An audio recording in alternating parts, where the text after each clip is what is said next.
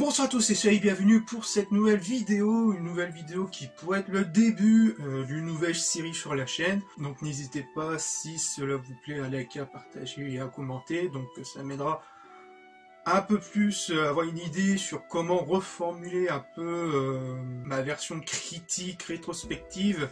Contrairement au Culturama, le format Culturama que je faisais, qui est beaucoup plus dans la rétrospective express. Donc là c'est un peu plus rétrospective d'analyse et critique qu'un revisionnage d'une série ou d'un film, etc. Bref, n'hésitez pas à me le faire part dans les commentaires et à liker et à partager bien sûr. Et comme vous le voyez, on va s'attaquer sur un très gros morceau qui n'est autre que Game of Thrones, une de mes séries préférées, je pense que pour certains c'est le cas. Bref, let's go.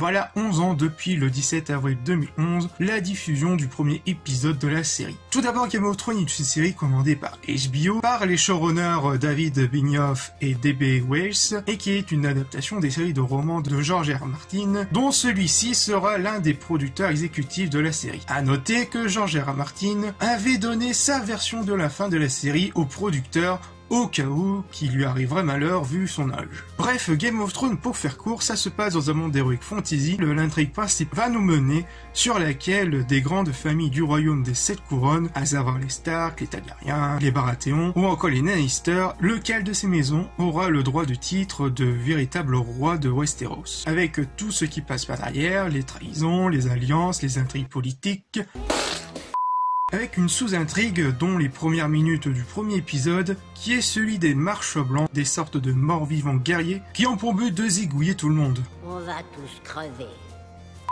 En termes de travail d'adaptation et notamment en termes d'écriture, les scénaristes sont partis avec la même ligne d'écriture que utilisait déjà George R. Martin pour ses livres, qui est celui du mode scripturo, dans laquelle les auteurs redécouvrent l'histoire au fur et à mesure de l'écriture, et donner cette sensation de réalisme, plus précisément, de donner une réaction logique aux personnages et à une situation quelconque dans l'histoire, mais aussi que chaque choix des personnages aura un impact très important sur l'intrigue, qu'elle soit bonne ou mauvaise, tout en ajoutant quelques modifications, afin de donner cette sensation de différence entre les livres et la série télé. À exception de 2 saisons, à savoir la saison 1 et la saison 2 qui ont été repris entièrement afin d'imposer les codes de l'univers. Un autre exemple bien particulier qui était donné par Datman, qui est celui de la saison 5, qui celui-ci sera une fusion des tomes 4 et 5, avec un changement majeur sur les personnages, notamment le personnage de Catelyn Stark, où dans le livre son destin est bien plus différent, avec son nouveau personnage qui deviendra Lady Cœur de Pierre. Je vous laisserai l'histoire complète ici, racontée par Maître Thibaut.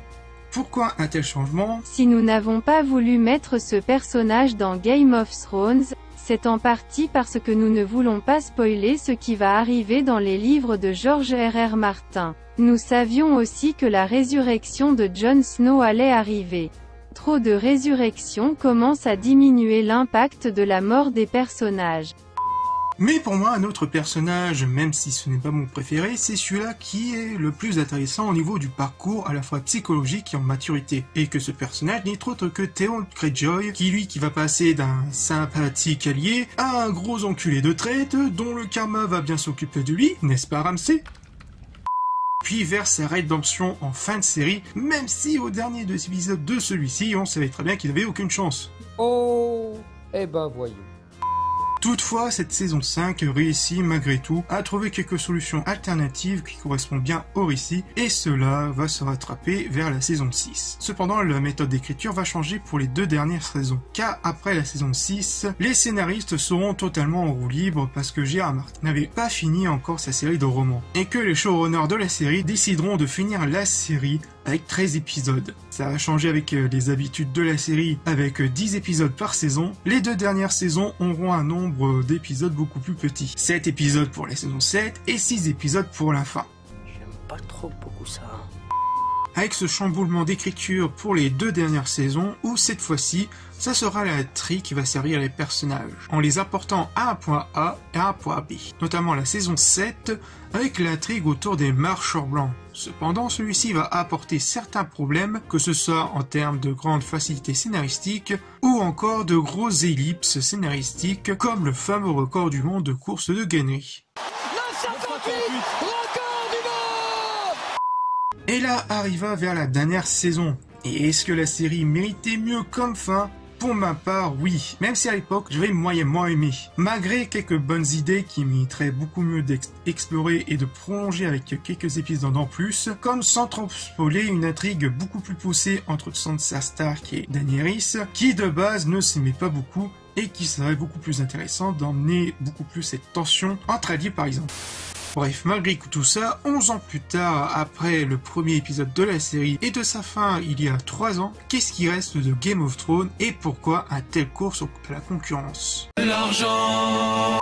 Pour moi, Game of Thrones restera à jamais la série d'Heroic Fantasy à l'heure actuelle, parce qu'elle a réussi à marquer toute une génération. Elle a tout de même montré aussi qu'avec un bon budget, mais aussi par derrière utiliser les bons outils à la fois scénaristiques, mais aussi techniques, avec une réalisation beaucoup plus cinématographique, avec de bons effets spéciaux par derrière. Mais attention, car si on l'utilise mal, on aura sans doute avec des fins décevantes, à la fois assez moyennes comme pour la dernière saison, ou encore se mêler avec des énormes pinceaux, comme par exemple avec la série The Witcher, et que j'attends de voir de ce que la série Le Seigneur des Anneaux, qui est un sorte de spin-off qui se passerait quelques années avant les films de Peter Jackson, avec de lourdes modifications scénaristiques, à la fois avec toute la polémique et le bordel autour du wokisme, ça ne se passerait pas trop dans le même univers, vu que apparemment n'aurait pas eu les droits avec les livres, mais aussi avec les films. Bonne chance les gars! Les gars, je me chie dessus.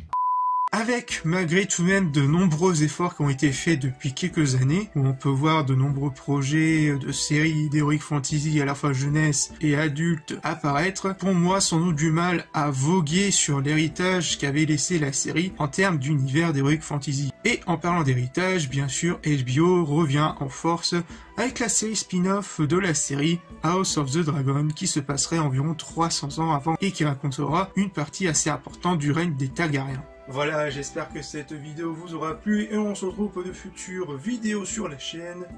Peace!